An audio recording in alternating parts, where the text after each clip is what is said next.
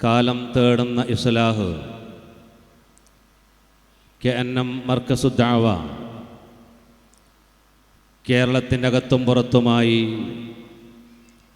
ചർച്ച ചെയ്തുകൊണ്ടിരിക്കുന്ന കേരളക്കര ഇന്ന് ചർച്ച ചെയ്തുകൊണ്ടിരിക്കുന്ന കാലികമായ ഒരു വിഷയം. ഇസ്ലാഹ് എന്ന് പറഞ്ഞാൽ നന്നാക്കുക എന്നാണ് അതിൻ്റെ നേർക്ക് നേരെയുള്ള അർത്ഥം. കേടുവന്ന ഒന്നിനെ നന്നാക്കി ശരിപ്പെടുത്തുക എന്നതാണ് ഭാഷയിൽ അത് ഉപയോഗിക്കുന്നത്. മതപരമായി നമ്മളതിനെ എടുക്കുമ്പോൾ വിശ്വാസ അനുഷ്ഠാന ആരാധനാ കർമ്മങ്ങളിൽ അപജയം സംഭവിക്കുമ്പോൾ ആ സംഭവിച്ചിട്ടുള്ള അപജയങ്ങളെ തിരുത്തി നന്നാക്കി നേരിലേക്ക് കൊണ്ടുവരിക എന്ന ഒരു ധർമ്മത്തിനാണ് ഇസ്ലാഹ് എന്ന് പറയുന്നത്. പ്രവാചകന്മാർ ഈ ലോകത്ത് നടത്തിയതും ഇസ്ലാഹ് മാത്രമാണ്. അവർ കടന്നു വന്ന സമൂഹത്തിൻ്റെ മുമ്പിലുണ്ടായിരുന്ന ശിർക്കൻ വിശ്വാസങ്ങളെയും അധാർമിക പ്രവർത്തനങ്ങളെയും നന്നാക്കി ശരിയായ പാതയിലേക്ക് കൊണ്ടുവരിക എന്നതായിരുന്നു പ്രവാചകന്മാരുടെ ധർമ്മം. അഷ്റഫുൽ ഖൽഖ് റസൂൽ കരീം സല്ലല്ലാഹു അലൈഹി വസല്ലം മക്കയിലേക്ക് കടന്നു വരുമ്പോൾ മക്കയുടെ അവസ്ഥ നാം വായിച്ചതാണ്, മനസ്സിലാക്കിയതാണ്. ആ സമൂഹത്തെ ഇസ്ലാഹ് നടത്തിയത് വിശുദ്ധ ഖുർആൻ്റെ അധ്യാപനങ്ങളിലൂടെയാണ്. മക്കയും മദീനയും ഉൾപ്പെടുന്ന യസ്രിബ് എന്ന് പറയുന്ന വിശാലമായ ആ പ്രദേശത്തെ സമുദ്ധരിച്ച് ഇസ്ലാഹി പ്രവർത്തനങ്ങളിലൂടെ വിശുദ്ധ ഖുർആനിൻ്റെയും പ്രവാചകൻ്റെ ശരിയായ സുന്നത്തിലേക്ക് കടന്നു വന്ന് ഖൈർ ഉമ്മ എന്ന സർട്ടിഫിക്കറ്റ് കരസ്ഥമാക്കുന്ന വിധത്തിൽ ആ സമൂഹത്തെ പരിവർത്തിച്ചത് വിശുദ്ധ ഖുർആനിൻ്റെ ഇസ്ലാഹിലൂടെയാണ്. പ്രിയപ്പെട്ടവരെ, ആ സൗദി അറേബ്യയിലാണ്, ആ മക്ക ഉൾപ്പെടുന്ന നാട്ടിലാണ് ഹിജ്റ 1100 ശേഷം 1115 വർഷങ്ങൾ പിന്നിടുമ്പോൾ അവിടെ മുഹമ്മദ് ബിൻ അബ്ദുൽ വഹാബ് കടന്നു വരുമ്പോൾ ആ നാടിൻ്റെ അവസ്ഥ പഴയ കാലത്തേക്ക് തിരിഞ്ഞു പോയിട്ടുണ്ട്. നല്ല മക്കളെ കിട്ടാൻ ചില മരങ്ങളെ തേടിപ്പോയിരുന്നൊരു കാലം, നല്ല വിവാഹങ്ങളുണ്ടാവാൻ ചില മരങ്ങളിൽ പോയിട്ട് ചില നേർച്ച വഴിപാടുകൾ നടത്തിയിരുന്നൊരു കാലഘട്ടത്തിലാണ് മുഹമ്മദ് ബിൻ അബ്ദുൽ വഹാബ് അവിടെ ഇസ്ലാഹിൻ്റെ പ്രവർത്തനങ്ങൾ നടത്തുന്നത്. മക്കയിലേക്ക് കടന്നു ചെന്നപ്പോൾ അവിടെയുള്ള ആളുകൾ ചെയ്യുന്ന അന്ധവിശ്വാസങ്ങൾ കണ്ട് അവരോട് നേർക്ക് നേരെ ഇത് ശരിയല്ല എന്ന് ആർജവത്തോടെ പറഞ്ഞ ബഹുമാന്യ പണ്ഡിതനാണ്, വ്യക്തിത്വമാണ് മുഹമ്മദ് അബ്ദുൽ വഹാബ്. മദീനയിലേക്ക് കടന്നു ചെല്ലുമ്പോൾ റസൂൽ കരീം സല്ലല്ലാഹു അലൈഹി വസല്ലമയുടെ ഖബറിൻ്റെ അടുക്കൽ പ്രാർത്ഥന നടത്തുന്ന ആളുകളെ കണ്ട് ഇതെന്ത് എന്ന് ഏറെ ഗൗരവത്തിൽ ചോദ്യം ചോദിച്ച അവിടുത്തെ പണ്ഡിതന്മാരെ വിളിച്ചു വരുത്തി ഇത് ശരിയല്ല എന്ന് ബോധ്യപ്പെടുത്തി ഇസ്ലാഹിൻ്റെ പ്രവർത്തനങ്ങൾക്ക് തുടക്കം കുറിച്ച മഹാനായ പണ്ഡിതനാണ് മുഹമ്മദ് ബിൻ അബ്ദുൽ വഹാബ്. പ്രിയപ്പെട്ടവരെ, ആ ഇസ്ലാഹിൻ്റെ പിന്തുടർച്ചയാണ് കേരളക്കരയിലുണ്ടായിട്ടുള്ളതും. നമുക്കറിയാം, കെ എം മൗലവി മുതൽ സെയ്ദ് മൗലവി രണ്ടത്താണി മുതൽ കെ പി അടക്കമുള്ള ആളുകൾ ഈ കേരളക്കരയിൽ നടത്തിയതും നടപ്പിലാക്കിയതും ആ ഇസ്ലാഹായിരുന്നു. സെയ്ദ് മൗലവിയുടെ ചരിത്രം വായിക്കുമ്പോൾ കണ്ണ് നിറയാതെ പൂർത്തീകരിക്കാൻ സാധ്യമല്ല. ഒന്നിലേറെ തവണയാണ് ജീവൻ അപകടപ്പെടുത്തുമാർ വധശ്രമം നടത്തിയിട്ടുള്ളത്. അത്രമേൽ പ്രയാസങ്ങൾ സഹിച്ച് ഈ കേരളക്കര അന്ധവിശ്വാസത്തിൽ നിന്ന്, അനാചാരങ്ങളിൽ നിന്ന് മുക്തമാക്കി കൊണ്ടുവരാൻ ഇസ്ലാഹിൻ്റെ പണി അങ്ങേയറ്റം ത്യാഗനിർഭരമായിരുന്നു എന്നുള്ളതാണ്. പ്രിയപ്പെട്ടവരെ, നാം ഇന്ന് ജീവിച്ചു കൊണ്ടിരിക്കുന്ന കാലം, നമ്മൾ ഈ ഒരു പ്രമേയം മുന്നോട്ട് വച്ചിരിക്കുന്നത് വെറുതെ ഒരു പണിയില്ലാത്തതിൻ്റെ പേരിൽ, ഒരു ക്യാപ്ഷൻ ഇല്ലാത്തതിൻ്റെ പേരിൽ വെറുതെ ഒന്ന് വെച്ചിട്ടതല്ല. ഇന്നെൻ്റെ കേരളത്തിൻ്റെ അവസ്ഥ എന്താ? കേൾക്കുന്നതും വായിക്കുന്നതുമൊക്കെ എന്താ? കാസർകോട്ടെ നാം കേട്ടത് പ്രവാസി വ്യാപാരിയായിരിക്കുന്ന ഗഫൂർ ഹാജി എന്ന് പറയുന്ന ഒരു മനുഷ്യൻ 596 പവനാണ് ഇരട്ടിപ്പിക്കാൻ കൊടുത്തിട്ട് അവസാനം 40 വയസ്സിന് താഴെയുള്ള, പ്രിയപ്പെട്ടവരെ കൃത്യമായി നാം മനസ്സിലാക്കുക, 40 വയസ്സിന് താഴെയുള്ള ഒരു പുരുഷൻ്റെയും ഒരാണിൻ്റെയും 38 34 പ്രായമുള്ള പെൺകുട്ടികളുടെയും കൈകളാൽ ഈ ദുനിയാവിൽ നിന്ന് യാത്ര പറയേണ്ടി വന്നു എന്നത് അന്ധവിശ്വാസത്തിൻ്റെ ആഴത്തിൻ്റെ വലുപ്പമാണ് നമ്മുടെ മുമ്പിൽ വരച്ച് കാണിക്കുന്നത്. പാലക്കാട് നാം കേട്ടതെന്താണ്? ആരോ ഗൂഢോത്രം ചെയ്തിട്ടുണ്ട് എന്ന് ഒരു മന്ത്രവാദി പറഞ്ഞതിൻ്റെ പേരിൽ ഒരു പെൺകുട്ടിയെ കൊന്നൊടുക്കി ജയിലിൽ പോയി ജാമ്യത്തിലിറങ്ങി ആ പെണ്ണിൻ്റെ ഭർത്താവിനെയും അവരുടെ അമ്മയെയും കൊന്നൊടുക്കിയിട്ടുള്ള മന്ത്രവാദത്തിൻ്റെ പേരിൽ നടന്ന കൊലകളെ കേട്ടതും ഈ കേരളത്തിൻ്റെ മണ്ണിലാണ്. ആന്ധ്ര എന്ന് പറയുന്ന വിശാലമായൊരു സംസ്ഥാനത്ത് നിന്ന് നാം കേട്ടത് ഒരു കോളേജിൻ്റെ ഉന്നതരായ വിദ്യാഭ്യാസത്തിന് കടന്നു വന്ന മക്കളെ പഠിപ്പിക്കുന്ന ഒരു പ്രൊഫസറായിട്ടുള്ള ഒരു അധ്യാപികയായിട്ടുള്ള ഒരു കുടുംബത്തിലെ 27ഉം 22ഉം വയസ്സ് പ്രായമുള്ള അവരുടെ കുടുംബത്തിൻ്റെ പ്രതീക്ഷയായിരുന്ന 2 പെൺകുട്ടികളെ കൊന്നൊടുക്കിയത് അവർ പുറഞ്ചരിക്കുമെന്ന് ഒരു മന്ത്രവാദി പറഞ്ഞതിൻ്റെ പേരിലാണ്. പ്രിയപ്പെട്ടവരെ, ഇസ്ലാഹി പ്രസ്ഥാനത്തെ സംബന്ധിച്ചിടത്തോളം അടങ്ങിയിരിക്കാൻ സമയമായിട്ടില്ല. ഇത്രമേൽ അന്ധവിശ്വാസങ്ങൾ പടർന്നു പന്തലിച്ചിരിക്കുന്ന ഒരു കേരളീയ നമ്മുടെ ചുറ്റുപാടിൻ്റെ അവസ്ഥ അവിടെ തീരുന്നില്ല. നമ്മുടെ പൂർവികന്മാരായിട്ടുള്ള KM മൗലവി മുതലുള്ള പണ്ഡിതന്മാർ ഈ നാട്ടിലുള്ള അന്ധവിശ്വാസങ്ങൾക്കെതിരെ പൊരുതിയെങ്കിൽ പ്രിയപ്പെട്ടവരെ, നമ്മുടെ ഭാരം ഒന്നുകൂടെ കൂടിയിരിക്കുകയാണ്. മുജാഹിദ് പ്രസ്ഥാനത്തിൻ്റെ പേരിലാണ് ഇന്ന് കേരളക്കരയിൽ അന്ധവിശ്വാസം പ്രചരിപ്പിച്ചുകൊണ്ടിരിക്കുന്നത്. മുജാഹിദ് പ്രസ്ഥാനത്തിൻ്റെ പേരിലാണ് ഇന്ന് വരെ കേട്ടുകേൾവിയില്ലാത്ത വിധത്തിൽ കോഴിമുട്ടയിൽ പലതിനെയും വരച്ചാൽ പേടിക്കണേ എന്ന് പറയുന്ന ഉത്ഭത സദസ്സിനോട് പറഞ്ഞുകൊണ്ടിരിക്കുന്ന ഒരു കാലഘട്ടത്തിലാണ് നാം ജീവിച്ചുകൊണ്ടിരിക്കുന്നത്.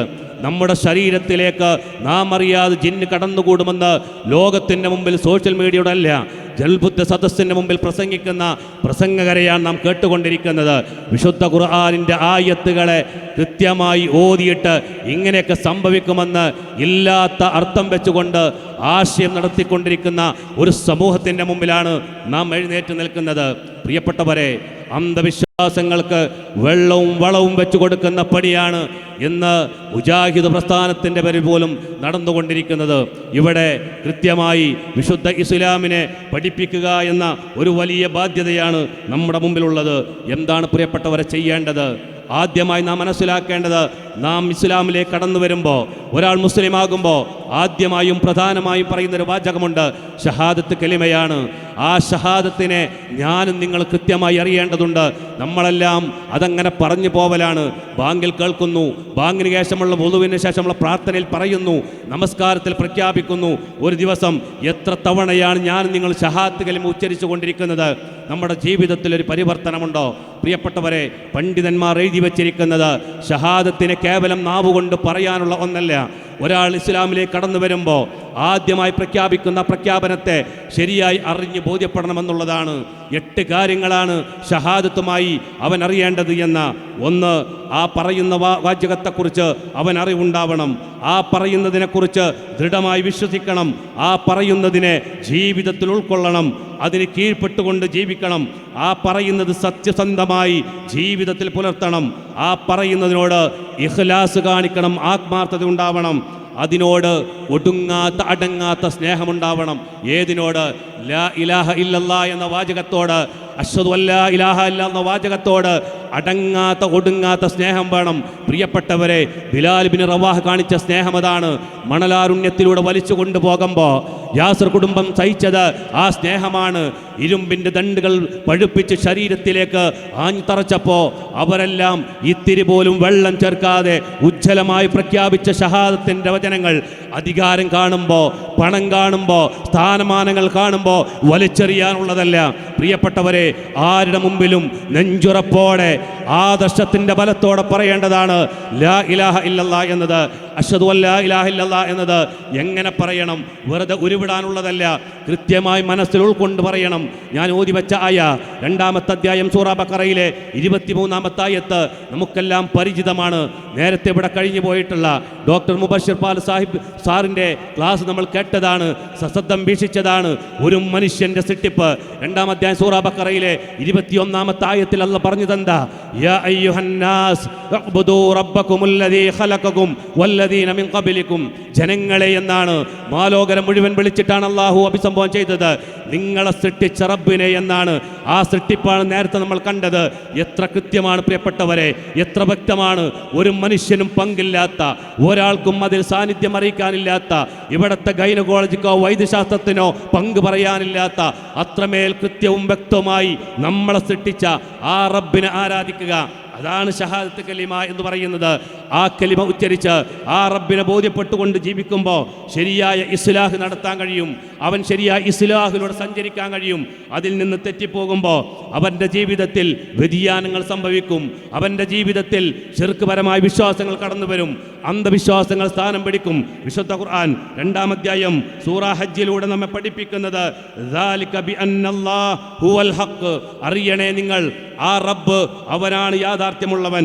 വഅന്നമാ യദ്ഊന മിൻ ദൂനി, അവനെ കൂടാതെ ആരൊക്കെ നിങ്ങൾ വിളിച്ചു പ്രാർത്ഥിച്ചാലും, ആരോടൊക്കെ തേടിയാലും, ആരൊക്കെ എന്തൊക്കെ ചെയ്യുമെന്ന് പറഞ്ഞാലും ഹുവൽ ബാത്തിൽ, വിശുദ്ധ ഖുർആനിൻ്റെ ആയത്താണ്. വിശുദ്ധ ഖുർആനെ നമ്മളെ പഠിപ്പിച്ചത് അത് ബാത്തിലാണ് എന്ന്. പിന്നെ എന്തിനാണ് പ്രിയപ്പെട്ടവരെ ഒരു കോഴിമുട്ട കാണുമ്പോൾ നിങ്ങൾ മറക്കേണ്ടത്? അതിൽ 4 കറുത്ത വര വരയ്ക്കുമ്പോഴേക്ക് ആരാ നമ്മളെ പേടിപ്പിച്ചത്? വിശുദ്ധ ഖുർആൻ പറഞ്ഞു, അന്ധവിശ്വാസങ്ങൾ നമ്മുടെ ജീവിതത്തിലേക്ക് കടന്നു വരുന്നത് എങ്ങനെയാണ്? അതിൻ്റെ ഒരു രൂപം വിശുദ്ധ ഖുർആൻ 5-ാം അധ്യായം സൂറ മാഇദയിലെ 104-ാമത്തെ ആയത്തിലൂടെ നമ്മളെ പഠിപ്പിച്ചു. വഇദാ ഖീല ലഹും തആലൂ ഇലാ മാ അൻസലല്ലാഹു വഇലർ റസൂൽ, അല്ലാഹു ഇറക്കിയ ഖുർആനിലേക്ക്, ആ പ്രവാചകന്റെ ജീവിതത്തിലേക്ക് കടന്നു വരൂ എന്ന് അവരോട് പറഞ്ഞാൽ അവർ പറയുന്നൊരു വാക്കുണ്ട്, ഖാലൂ ഹസ്ബുനല്ലാഹ് മാ ഹസ്ബുനല്ലാഹ് അലൈഹി, ഹസ്ബുനല്ലാഹ് ഞങ്ങളുടെ പൂർവികന്മാരായ മാ വജദ്നാ അലൈഹി ആബാഅന, ഞങ്ങളുടെ പൂർവികന്മാർ ചെയ്തത്, അവർ പ്രവർത്തിച്ച് കണ്ടത്, അത് മതി ഞങ്ങൾക്കെന്നുള്ള ഒരു വാദമാണ് നമ്മൾ കേട്ടുകൊണ്ടിരിക്കുന്നത്. പ്രിയപ്പെട്ടവരെ, അന്ധവിശ്വാസത്തിൻ്റെ അങ്ങേ അറ്റത്താണ്.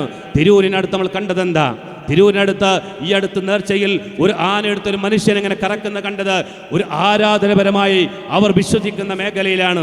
ഇസ്ലാമിൽ ആരാധനയിൽ ആനക്കെന്ത് സ്ഥാനമാണുള്ളത്? വിശുദ്ധ ഖുർആനിൽ ഫീൽ എന്ന വാക്ക് ആനയെക്കുറിച്ച് പറഞ്ഞത് ഒരേ ഒരു തവണയാണ്, സൂറത്തുൽ ഫീലിൽ. എന്തിനെ സൂചിപ്പിച്ചാനാ? അബ്രഹത്ത് എന്ന് പറയുന്ന ഒരു രാജാവ് കാബ വിളിക്കാൻ വന്ന സംഭവവുമായി ബന്ധപ്പെട്ടതാ. അതല്ലാതെ ആരാധനയുമായി ബന്ധപ്പെട്ട്, ഒരു പുണ്യകർമ്മവുമായി ബന്ധപ്പെട്ട് ഇസ്ലാമിൽ ആരാധനയ്ക്ക് സ്ഥാനം നൽകിയിട്ടില്ല. പ്രിയപ്പെട്ടവരെ, ഞാൻ സൂചിപ്പിക്കുന്നത് എന്തുകൊണ്ട് ഇങ്ങനെ ആനയെഴുന്നള്ളിപ്പിന് വന്നത്? ഞങ്ങളുടെ പൂർവികന്മാർ ചെയ്തിട്ടുണ്ട്, ഞങ്ങൾ ഇതേ ചെയ്യൂ. അള്ളാഹുവിൻ്റെ ആയത്തിലേക്ക്, പ്രവാചകന്റെ ചര്യയിലേക്ക് കടന്നു വരണമെന്ന് പറഞ്ഞാൽ അവരുടെ വാദം ഇതാണ്. അവർ നമ്മോട് പറയുന്ന ഇതാണ്, ഞങ്ങളുടെ പൂർവികന്മാർ ചെയ്തതൊക്കെ മതി ഞങ്ങൾക്ക്, നിങ്ങളെ ഖുർആനും ഹദീസൊന്നും ഞങ്ങൾക്ക് വേണ്ട എന്ന്. പ്രിയപ്പെട്ടവരെ, ആ വിശുദ്ധ ഖുർആന്റെ ആയത്തുകളെ കൃത്യമായി ഓതി പഠിപ്പിച്ചിട്ടില്ല എങ്കിൽ ഈ സമൂഹം തെറ്റിലേക്ക്, ശിർക്ക് ബിദ്അത്തുകളിലേക്ക്, അന്ധവിശ്വാസങ്ങളിലേക്ക് കൂപ്പുകുത്തുമെന്നുള്ള കാര്യത്തിൽ യാതൊരു സംശയവുമില്ല. അതുകൊണ്ട് ഇനിയുള്ള പരിഹാരമെന്ന് പറയുന്നത് ആ ഖുർആനിക വചനങ്ങളെ, വിശുദ്ധ ഖുർആനിക ആയത്തുകളെ പ്രവാചകൻ സല്ലല്ലാഹു അലൈഹി വസല്ലമ അന്ന് മക്കയിലും മദീനയിലും ഓതിക്കൊടുത്തതുപോലെ കൃത്യവും വ്യക്തവുമായി ഓതി പഠിപ്പിക്കുക എന്നതാണ്. ശരിയായ ആയത്തുകളെ മനസ്സിലാക്കി ജനങ്ങളെ സമുദ്ധരിക്കുക എന്നതാണ്. പ്രിയപ്പെട്ടവരെ, നമുക്ക് പോലും ചില ശങ്കയുണ്ട്. നമ്മൾ ഷഹാദത്തിൻ്റെ ആളുകളാണെന്ന് പറയുമ്പോൾ നമുക്ക് പോലും ഇപ്പോഴും വീടുണ്ടാക്കുമ്പോൾ, വീട് നിർമ്മാണത്തിന് കടന്നു വരുമ്പോൾ നമ്മളെല്ലാം കന്നിമൂലയിൽ വിശ്വസിക്കുന്നവരായി മാറുകയാണ്. ഒരു വീടിൻ്റെ കുടിയിരിക്കൽ നടത്തുമ്പോൾ പാല് കാച്ചില്ല നമ്മളിപ്പോഴുള്ളത്. നമ്മൾ യാത്ര ചെയ്യുമ്പോൾ ഒരു കറുത്ത പൂജ ക്രോസ് ചെയ്താൽ ഇപ്പോഴും എന്തോ നമ്മുടെ മനസ്സിലേക്ക് കടന്നു വരുന്നുണ്ട്. ഏതോ ഒരു പക്ഷി ശബ്ദമുണ്ടാക്കിയാൽ അത് ഇന്ന ലക്ഷണമാണ് എന്ന് ആര് പഠിപ്പിച്ചത് നമ്മളെ? ഇങ്ങനെ പല വിധത്തിലുള്ള അന്ധവിശ്വാസങ്ങൾ നാം അറിഞ്ഞോ അറിയാതെയോ നമ്മുടെ ജീവിതത്തിലേക്ക് കടന്നു വരുന്നുണ്ട്. പ്രിയപ്പെട്ടവരെ, ഏകനായ റബ്ബ്, ആ റബ്ബാണ് നമ്മളെ സൃഷ്ടിച്ച് പരിപാലിക്കുന്നത്. ആ റബ്ബ് എൻ്റെ ജീവിതത്തിൽ തീരുമാനിച്ചതല്ലാതെ എൻ്റെ ജീവിതത്തിലേക്ക് ഒരു പക്ഷി ശബ്ദമുണ്ടാക്കിയതുകൊണ്ട്, ഒരു പല്ലി ചിലച്ചതുകൊണ്ട്, ഒരു മൃഗം തൻ്റെ വാഹനത്തിന് മുമ്പിൽ ക്രോസ് ചെയ്തതുകൊണ്ട്, ആരെങ്കിലും കോഴിമുട്ടയിലോ മറ്റു പല വസ്തുക്കൾ എന്തെങ്കിലും ചെയ്തതുകൊണ്ട് എൻ്റെ ജീവിതത്തിൽ ഒന്നും സംഭവിക്കില്ല എന്ന് ആർജവത്തോടെ പറയാൻ കഴിയുന്നുണ്ടെങ്കിൽ അതിൻ്റെ പേരാണ് ഷഹാദത്ത് കലിമ, അതിൻ്റെ പേരാണ് ഇസ്ലാം എന്ന് പറയുന്നത്. ഈ ഇസ്ലാഹിൻ്റെ പ്രവർത്തനങ്ങളിൽ ഒന്നിച്ച് ഒരുമയോടുകൂടി പ്രവർത്തിക്കേണ്ട സമയമാണിത്. ഇനി നമ്മുടെ നാടുകളിൽ അന്ധവിശ്വാസത്തിൻ്റെ പേരിൽ ഒരു ജീവനും നഷ്ടപ്പെടാൻ പാടില്ല. ഇനി നമ്മുടെ നാടുകളിൽ അന്ധവിശ്വാസത്തിൻ്റെ പേരിൽ ഒരാളും ശിർക്കൻ വിശ്വാസങ്ങളെ കടന്നു പോകാൻ പാടില്ല. ശരിയായ ആദർശത്തെ മനസ്സിലാക്കി, ശരിയായ വിശ്വാസത്തെ മനസ്സിലാക്കി സെയ്ദ് മൗലവി രണ്ടത്താണി അവിടുത്തെ ജനങ്ങളെ ഉത്ബുദ്ധരാക്കിയതുപോലെ വിശുദ്ധ ഖുർആന്റെ ആയത്തോതിയിട്ട് എനിക്കെൻ്റെ റബ്ബ് മാത്രമേ പിഴമുള്ളൂ എന്ന് പറയുന്ന വിധത്തിലേക്ക്, ആ റബ്ബിനെ ഭയപ്പെടുന്ന വിധത്തിലേക്ക് നമ്മൾ മാറിക്കഴിഞ്ഞാൽ ജീവിതത്തിൽ ഒരു ഇസ്ലാഹ് നടക്കും. ഒരു അന്ധവിശ്വാസത്തിനും പഴുതുണ്ടാവാത്ത വിധത്തിൽ, ഒരു അനാചാരത്തിനും പഴുതില്ലാത്ത വിധത്തിൽ വ്യക്തമായി ഈ സമൂഹത്തെ വാർത്തെടുക്കാൻ കഴിയും. മഹാനായ ഖലീഫ അബൂബക്കർ സിദ്ദീഖ് റളിയല്ലാഹു അൻഹു മുതൽ അവിടുത്തെ ഖുലഫാക്കൾ ചെയ്തതും ഈ പ്രവർത്തനമാണ്. പ്രമുഖരായിട്ടുള്ള മഹത്തുക്കളായ പണ്ഡിതന്മാർ മുഹമ്മദ് അബ്ദുൽ വഹാബും ഇബ്നു തൈമിയ്യ അടക്കമുള്ള ആളുകളും ഈ സമൂഹത്തിൽ ചെയ്തു വെച്ചത് ഈ ഇസ്ലാഹാണ്. ഈ ഇസ്ലാഹ് തന്നെയാണ് നമുക്ക് ചെയ്യാനുള്ളത്. ഖുർആനിക ആയത്തിനെ കൃത്യവും വ്യക്തവുമായി പഠിപ്പിച്ചു കൊടുക്കുക, പ്രവാചകന്റെ ശരിയായ ചര്യയെ ജനങ്ങൾക്ക് പഠിപ്പിച്ചു കൊടുക്കുക. അങ്ങനെ ഇസ്ലാഹിലെ കൊണ്ടുവന്ന് ഈ സമുദായത്തെ സമുദ്ധരിക്കുക എന്നൊരു ബാധ്യതയാണ് നമുക്കുള്ളത്. ആ ബാധ്യത നമ്മൾ ഏറ്റെടുക്കുക. ഈ പരിശുദ്ധ റമദാനിലാണ് നാം ജീവിച്ചുകൊണ്ടിരിക്കുന്നത്. 2025 റമദാനിൽ നോമ്പെടുത്തവനായി നാം ജീവിക്കുമ്പോൾ ഒരു പ്രതിജ്ഞ എടുക്കണം. എൻ്റെ ജീവിതത്തിലേക്ക് എന്ത് പ്രയാസങ്ങൾ വന്നാലും, എന്ത് പ്രതിസന്ധികൾ വന്നാലും, എന്ത് പരീക്ഷണങ്ങൾ വന്നാലും എൻ്റെ റബ്ബ് എന്നെ പരീക്ഷിക്കാൻ വേണ്ടി നൽകിയതാണ് എന്ന അചഞ്ചലമായ വിശ്വാസത്തിൽ ആ റബ്ബിൻ്റെ മുമ്പിൽ സുജൂദിൽ കടന്നുകൊണ്ട് അല്ലാ എന്ന് വിളിക്കാനുള്ള ഒരു മനസ്സെനിക്കും നിങ്ങൾക്കും ഉണ്ടെങ്കിൽ നമ്മുടെ ജീവിതം സുരക്ഷിതമാണ്. അല്ല, ഒരു ജീവിതത്തിൽ ഒരു പ്രയാസം വരുമ്പോൾ ആരോ കണ്ണ് വെച്ചിട്ടാണ്, ആരോ നാക്കുകൊണ്ട് പറഞ്ഞിട്ടാണ്, ആരോ എന്തോ ചെയ്തിട്ടാണ് എന്ന ഒരു അപകടമായ വിശ്വാസം നമ്മുടെ ജീവിതത്തിൽ കടന്നു വരുന്നുണ്ടോ? ഷഹാദത്തിന് പോറലേറ്റിട്ടുണ്ട് എന്ന് നാം വിശ്വസിക്കണം, നാം മനസ്സിലാക്കണം. പ്രിയപ്പെട്ടവരെ, അടിത്തറയില്ലാതെ 2 നില വീടുണ്ടാക്കിയവനെ കുറിച്ച് നമ്മൾ എന്താ പറയുക? അവനെ വിഡ്ഢി എന്ന് നമ്മൾ പറയും, വിവരമില്ലാത്തവനും നമ്മൾ പറയും. പ്രിയപ്പെട്ടവരെ, ഷഹാദത്ത് കലിമുറക്കാത്ത എത്ര വലിയ നമസ്കാരക്കാരനുമായിട്ട് കാര്യമില്ല, എത്ര വലിയ നോമ്പുകാരനായിട്ടും കാര്യമില്ല. ഷഹാദത്തിൻ്റെ അടിത്തറ നന്നാക്കണം. അതിനുള്ള പ്രവർത്തനത്തിലാണ് KNM മർക്കസ് ഉള്ളത്. ഈ നാടിനെ ഇസ്ലാഹി പ്രസ്ഥാനം എന്ന് പറയുന്നത് അത് സമുദ്ധരിക്കാനുള്ളതാണ്, നവോത്ഥാന പാതയിൽ കൊണ്ടുവരാനുള്ളതാണ്. ആ പാതയിൽ നമുക്കൊരുമിച്ച് മുന്നോട്ട് പോവാം. അല്ലാഹു സുബ്ഹാനഹു വ തആല അതിനുള്ള തൗഫീഖ് നമുക്കെല്ലാം പ്രദാനം ചെയ്യുമാറാവട്ടെ. വആഖിറു ദഅ്വാനാ അൽഹംദുലില്ലാഹി റബ്ബിൽ ആലമീൻ. വസ്സലാമു അലൈക്കും വറഹ്മത്തുള്ളാഹി.